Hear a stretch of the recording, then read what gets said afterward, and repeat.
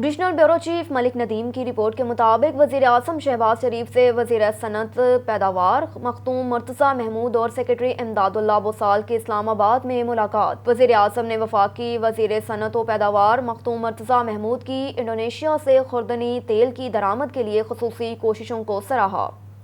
وزیر اعظم نے کہا کہ وزیر صنعت و پیداوار کا خوردنی تیل کی درآمد کے لیے ذاتی خرچے پر انڈونیشیا کا دورہ قابل ستائش ہے۔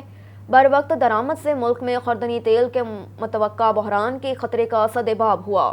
خوردنی تیل کے کارگو کی آمد سے تیل کی قیمتوں میں کمی واقع ہوگی۔